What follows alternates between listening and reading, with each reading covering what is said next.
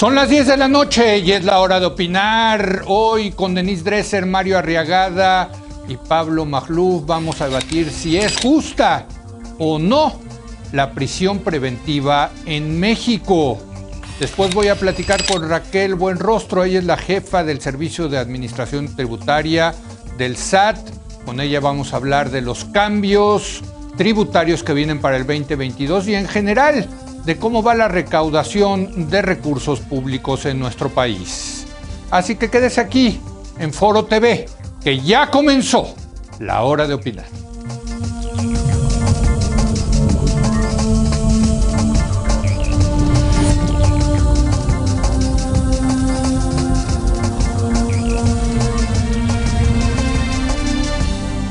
Muy buenas noches. La Suprema Corte de Justicia de la Nación ha invalidado el decreto que establece la prisión preventiva obligatoria contra quien cometa delitos fiscales. Esto luego de que la Comisión Nacional de los Derechos Humanos y el Senado de la República interpusieran un recurso de inconstitucionalidad al considerar que va en contra de los derechos de las personas.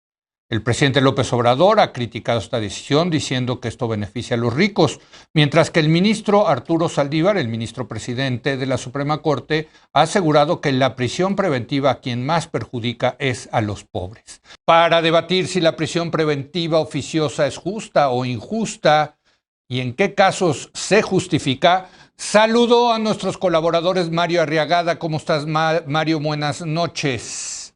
Muy bien, Leo. Buenas noches. ¿Qué tal, Pablo? Denise. Y Pablo Magluf. Pablo, ¿cómo estás? Muy buenas noches. Buenas noches, Leo. Buenas noches a todos.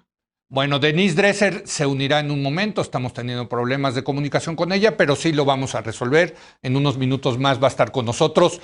Mario, en México se abusa de muchas cosas, hay que decirlo, pero uno de los grandes abusos es la prisión preventiva. Meter gente a la cárcel en lo que se averigua, en lo que se arma el caso, en fin. Y está este caso también de los factureros, de los que cometen delitos fiscales, que el gobierno pretendía meter como a la prisión en lo que averiguaba, en lo que se daba el proceso, pues ya la Suprema Corte lo echa para atrás. ¿Qué te parece esta decisión de la Corte, Mario? Mira, Leo, hay pocas cosas que merecen tanto el calificativo de injusticias como la prisión preventiva oficiosa. Sobre todo cuando no se respeta lo que la Constitución mandata, que es que sea excepcional, que es justamente lo que el ministro Saldívar y su proyecto y lo que votaron casi mayoritariamente, pero casi por consenso en la Suprema Corte de Justicia, pretende defender. Que lo que está ocurriendo, no solo con este asunto de la prisión preventiva para delitos fiscales, sino con la larga lista de delitos a los que se les ha añadido la prisión preventiva como una opción, pues en el fondo lo que hacen es violentar dos derechos humanos, que es uno, la presunción de inocencia, que desde la reforma del 2008 ya es un derecho humano que debe ser protegido. Entonces no se puede andar metiendo a la cárcel a gente a la que no se le ha probado un delito. Como dice la película, no hay presuntos culpables, hay presuntos inocentes y somos todos los mexicanos. Hasta que no se pruebe, no se puede privar de la libertad si no hay un criterio claro de excepcionalidad. Y esa excepcionalidad trata, pues sí, de criminales peligrosísimos, cosas que están muy bien argumentadas frente al juez que la otorga, personas que podrían escapar porque tienen los recursos para hacerlo a las Islas Caimán, veto a saber, o gente que en un periodo de libertad pudiera hacer un gran daño a la nación, no un daño, un gran daño a la nación que justificaría la suspensión de sus derechos humanos, que es no solo de la presunción de inocencia, sino también el derecho a la libertad. Ambos derechos hoy protegidos por la Constitución y creo que bien defendidos por la Suprema Corte de Justicia de la Nación, que añadiendo esta sentencia a la de la despenalización del aborto, creo que están yendo por un camino que yo celebro enormemente. Sí. Entonces, me parece que la razón no asiste al presidente y sí asiste al ministro Saldívar y a la Suprema Corte de Justicia de México.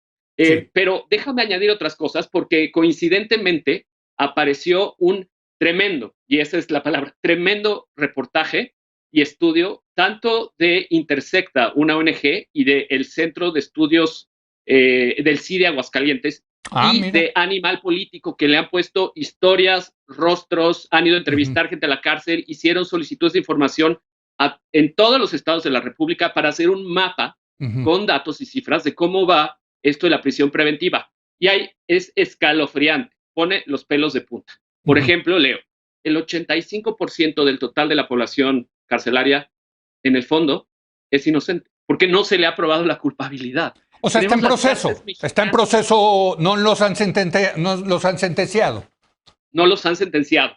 Pero el hecho de que alguien que está en proceso tenga que pasar su proceso en la cárcel, cuando esos procesos pueden durar 8 o 10 años, correcto, generan una espiral de problemas que terminan generando cosas tan absurdas como un testimonio de una persona a la que no se le pone apellido, llamada Gabriela, que está en estos reportajes que hace Animal Político y recomiendo ampliamente, a la cual por robar 100 pesos, no, ella decía, soy inocente, que revisen las cámaras de videovigilancia de la tienda donde dicen que me robé algo, y soy inocente. Y su abogado, porque obviamente no le alcanzaba, la justicia es para quien la puede pagar. Bueno, creo que el problema nacional demuestra que sí es así, y esta persona que no tenía para pagar su abogado le tocó un abogado de oficio, que en los estados de la República hay unos bien pagados que más o menos se la llevan. En Querétaro, por ejemplo, funciona bien, pero en la mayoría del país están retacados de casos, mal pagados, y esta persona le recomendó declararse culpable. ¿Y sabes por qué, Leo? Porque la culpabilidad le permitía la posibilidad de que le dieran una sentencia un poco menor y pasar solo poquito tiempo en la cárcel, 1 año en vez de 5. Y esa transacción es el sistema siendo ineficiente, obligando a Gabriela a declararse culpable cuando es inocente, porque así le sale mejor el negocio. Este es un sistema en general, Leo, opresivo para los pobres. No. Y en eso se equivoca el presidente cuando dice que esto beneficia a los ricos. El sistema de prisión preventiva beneficia a los ricos oprimiendo a los pobres. Y luego le entramos a otras cosas. Claro. Porque esto no es solo un asunto de Morena, es un asunto que venimos arrastrando de todos los gobiernos anteriores, para los cuales mételos a la cárcel en caliente, o esa idea de justicia, creemos que va a combatir la inseguridad. No lo va a hacer. Lo que va a hacer es generar una serie de rencores con el Estado mexicano bien justificados, porque si hay algo injusto en este país, es este sistema de encarcelamiento lleno de pobres, inocentes, y gente como... cierro con estos porcentajes nada más de los estudios de... Venga, rápido. El 18% de todos los encarcelados sin sentencia son artesanos, Leo. El 16% son choferes, el 13% son campesinos y pescadores. Esos son la gente que estamos metiendo a la cárcel sin sentencia. ¿Eso nos va a mejorar la violencia, la inseguridad, la corrupción? Por supuesto que no. Esto va a continuar un sistema opresivo contra los pobres en este país. Muy bien, saludamos a Denise Dresser, ya pudimos contactarla a ella. Denise, ¿cómo estás? Buenas noches.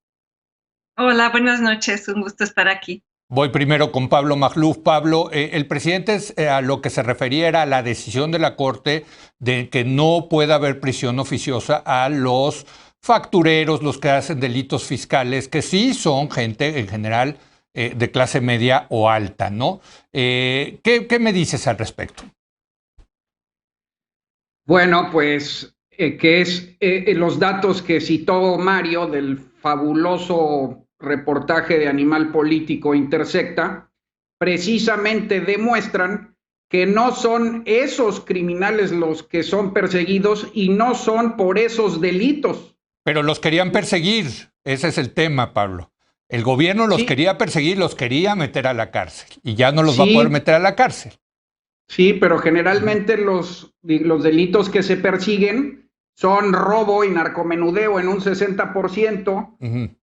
Generalmente son poblaciones de escasos recursos porque no tienen precisamente los recursos para recurrir a abogados. O sea, el amparo se utiliza, la prisión preventiva oficiosa se utiliza de oficio, de manera automática, sin la posibilidad de contar con una asesoría legal previa. ¿Sí me explico? Y por eso desde 2019, que se amplió el catálogo de delitos, ha crecido la población penitenciaria en 25%.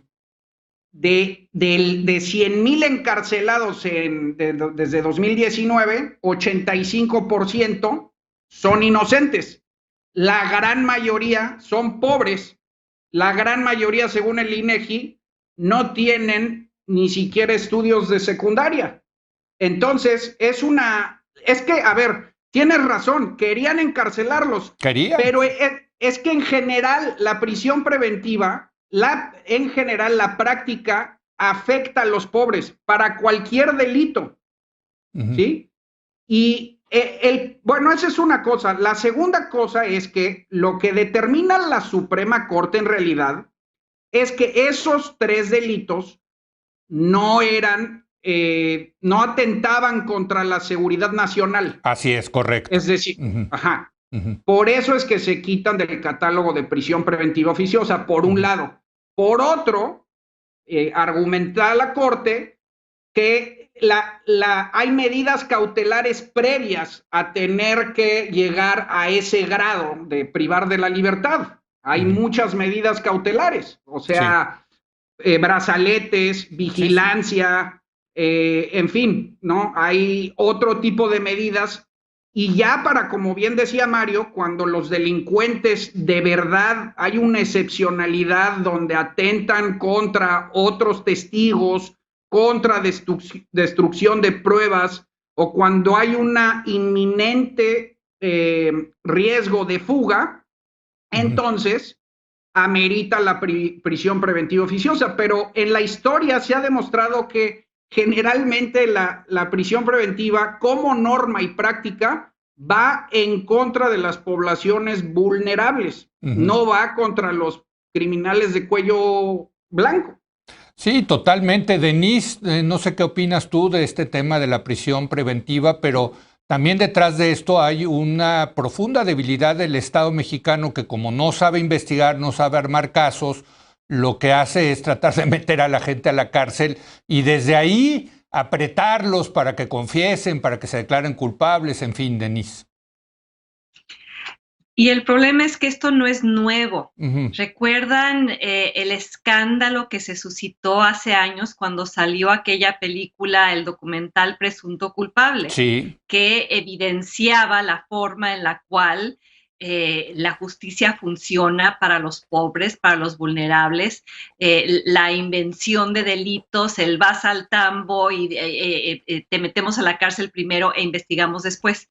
Y esa película produjo tal sacudida que inició todo este proceso de transición hacia los juicios orales. Sí. Un proceso incompleto, un proceso que ha sido en algunos casos fallido, pero el problema es que sucesivos gobiernos mexicanos, no solo es el de este presidente, en lugar de encarar el verdadero problema que tiene que ver con la investigación que hacen los policías, cómo se arman los casos, cómo una transición realmente profunda y sistémica a los juicios orales en todos los estados, lo que se busca es el punitivismo penal, y no empezó, insisto, con este gobierno. No, para nada.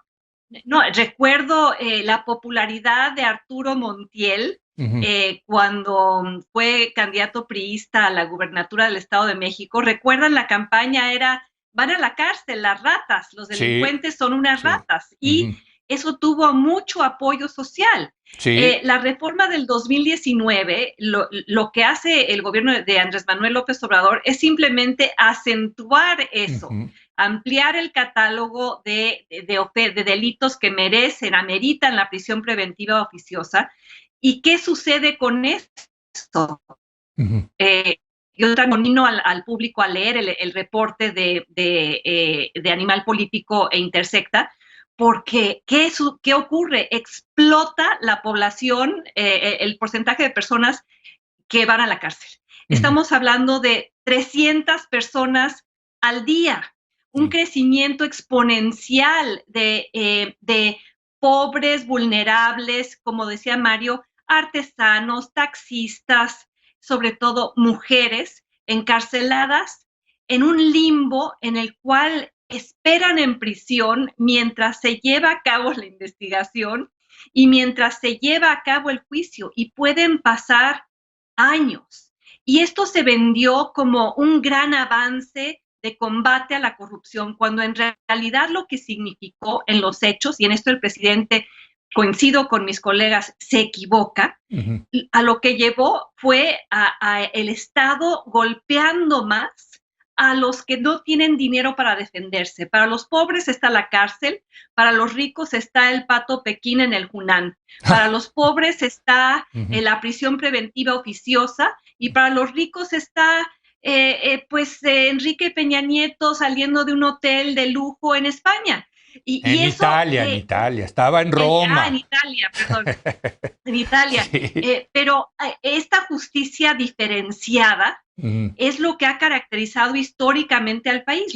Pero lo contradictorio es que este gobierno dijo que el sistema iba a cambiar precisamente para encarar la impunidad de los poderosos y que se iba a combatir la violencia a través del encarcelamiento. Y lo que vemos es que ninguno de esos índices baja. La impunidad sigue siendo del 95%, sí, claro, como señala el estudio, y la violencia tampoco baja, porque los que están encarcelados no están ahí por homicidio, crímenes dolosos, están ahí, ya lo decía Pablo, por robarse un gansito, están ahí por... Sí. Narcomenudeo, están por crímenes menores y acaban entambados y legitimados no solo por el presidente y su partido. Todos los partidos votaron por la reforma del 2019. Totalmente. Piensan que esto les va a traer legitimidad, credibilidad, que lo que se necesita es la mano dura en lugar de la mano eficaz de un sistema penal que funcione. Sí. El Estado suple sus carencias a través de esa mano dura que se expresa de la peor manera con quienes menos pueden defenderse. Me parece que esto es un escándalo. Sí, y claro, escuchar al presidente decir que atacar a la Suprema Corte como si la Suprema Corte hubiera dicho no, la facturación ilegal no es un delito. No, la Suprema Corte dijo no amerita prisión preventiva oficiosa. Así y ojalá redujeran el catálogo que, eso sí, Morena amplió con el apoyo del resto de los partidos. Muy bien. Y hay que decirlo, en todos lados la prisión es un infierno, ¿no? O sea, no hay prisiones que no sean punitivas por definición, le quitan a uno la libertad, pero sí hay grandes diferencias, ¿no? Y yo creo que las prisiones mexicanas, por lo que sabemos, son de las peores que hay en el mundo. Mario, escuchaba el otro día a Rosario Robles, que injustamente está siguiendo su proceso en la cárcel con prisión preventiva, y contaba que ella está en una cárcel de mujeres, que llevan 2 años sin hacerles mastografías a las mujeres que están allá adentro. Hombre, esto es un escándalo, no es posible. Y sabemos que la mastografía es una cosa que hay que hacer regularmente para evitar el cáncer de mama, que debería de ser desde luego una de obligación del Estado hacer este examen a las que están presas, y no se las hacen.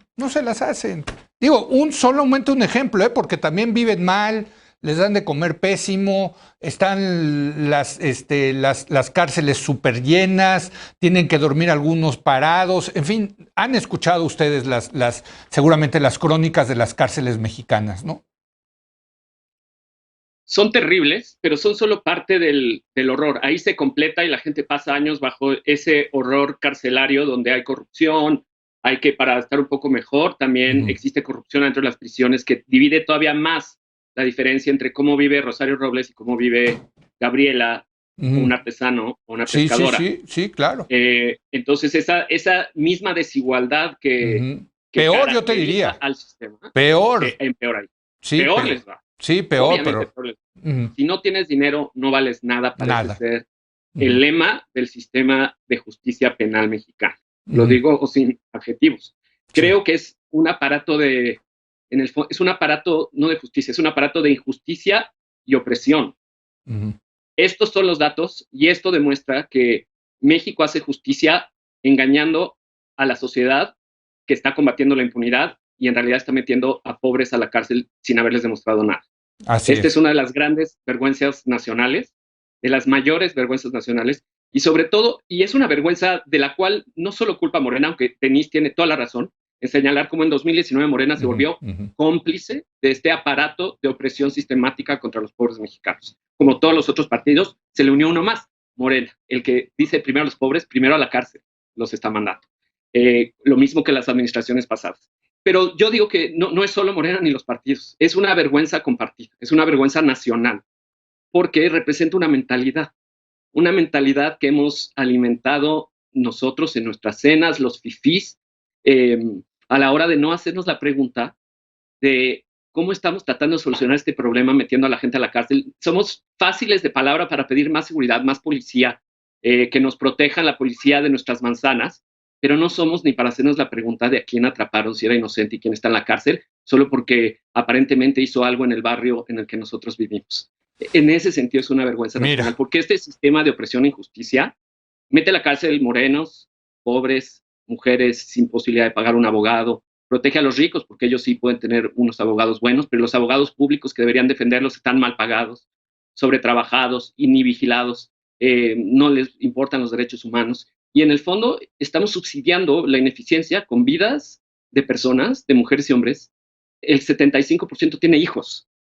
Todos estos inocentes tienen hijos. Imagínate el efecto que tienen las familias con gente en la cárcel. ¿Qué relación van a tener con el Estado en el futuro? ¿Creemos que estamos combatiendo la impunidad metiendo a gente a la cárcel? No, la estamos echando a perder. Porque todas estas familias van a quedar ofendidas con justa razón con el Estado por generaciones después de la destrucción que lo ocasiona un encarcelamiento injusto a un inocente en una cárcel como las que existen en este país. Estamos destruyendo el futuro del país y seguimos metiendo inocentes a la cárcel. Pablo, una vergüenza nacional, dice Mario, y creo que con argumentos muy convincentes, hay que decirlo. Sí, no, hombre, creo que aquí sí hay pleno consenso entre la mesa, porque fíjate que ni siquiera es un tema de años recientes. Estamos hablando de una cuestión histórica, que uno de los principales logros, Leo, para ponerle perspectiva, uno de los principales logros de Occidente es la presunción de inocencia. O sea, su inclusión en la Declaración de los Derechos del Hombre tiene 250 años. O sea, es uno de los principios del derecho moderno. Y es increíble que en México, en pleno siglo XXI, sigamos encarcelando gente inocente, pero en todos lados se encarcela gente inocente por errores administrativos, pero hay que poner énfasis de que aquí es la norma y es la mayoría. Ya decían, el 85% de los encarcelados desde 2020, pero no solo son los partidos. ¿Por qué digo que es la norma? Hay otro dato espeluznante del reportaje, y es que 9 de cada 10 jueces, Leo, 9 de cada 10 otorgan prisión preventiva oficiosa cuando es solicitada. Es decir, es solicitada por el fiscal, ¿no? Sí, por supuesto, pero es una práctica del sistema, es un estado criminal. Yo no encuentro otra palabra para describirlo. Entonces, yo celebro mucho que la Suprema Corte haya echado para atrás esta intentona, pero me parece que habría, como llama Denise, hay que quitar más delitos del catálogo, porque la práctica es para todos los delitos, no solo para los que se les quitó en esta vez. Así es. Déjame nada más decir por qué es muy importante limpiar a todo el sistema. Si 9 de cada 10 solicitudes son otorgadas, y si desde el 2019 se amplió el catálogo, a partir de lo cual creció el 25% el encarcelamiento por prisión preventiva oficiosa, pues finalmente lo que demuestra el estudio es que las cárceles se están llenando de pobres, se están sobresaturando, son unas máquinas de contención. Es increíble que esto suceda en obradorismo, ¿eh? Bueno, no es increíble, ya lo sabíamos, pero vamos, es una contradicción total, enfermiza. O sea, no, de veras, eso debería de ser un escándalo, sin duda. Denise, venga. Sí, las cárceles están llenas de presuntos culpables. hay un dato en ese reporte por el cual Claudia Sheinbaum debería responder. Ernestina Godoy de la Fiscalía de la Ciudad de México debería responder.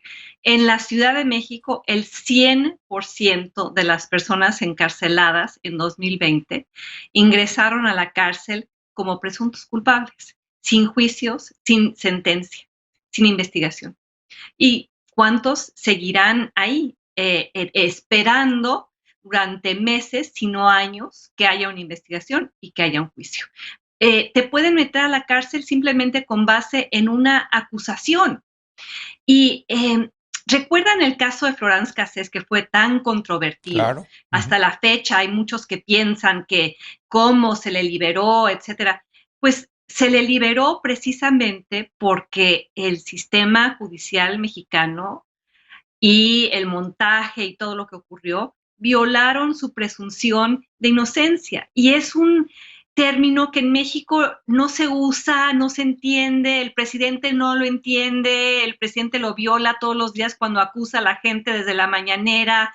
La sociedad no entiende el concepto de la presunción de inocencia y existe precisamente para que no puedan simplemente aprenderte en función de una acusación sin tener pruebas o investigación.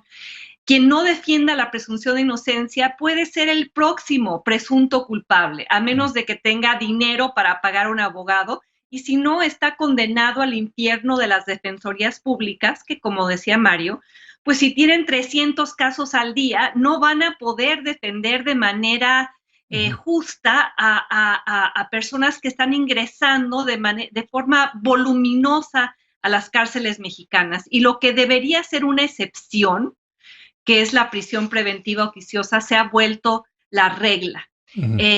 Hay muchas otras formas de medidas cautelares. Todo lo que sucede en países, digamos, con sistemas judiciales que funcionan, en cambio aquí es inmediatamente vas a la cárcel. A la cárcel. Y sí, me parece que es una contradicción fundamental con el espíritu de la Cuarta Transformación, y los datos revelan que este proceso se ha vuelto alarmante. Y ojalá el gobierno respondiera, ojalá la Fiscalía de la Ciudad de México respondiera, porque esta es una mancha muy negra sobre un gobierno que decía, y por el cual votamos pensando que iba a hacer una diferencia muy significativa en la vida de los pobres. Y sí lo está haciendo, está empeorando su vida. Pues muy bien, muchas gracias, Denise, gracias, Pablo, gracias, Mario, que vaya asunto. Los veo la semana que entra. Muchas gracias, buenas noches. Buenas noches. Vamos Saludos, a una breve pausa y regresamos con Raquel Buenrostro, ella es la jefa del SAT. Vamos a hablar, tenemos varios temas que platicar con Raquel Buenrostro, de los cambios fiscales que vienen, en fin, regresamos.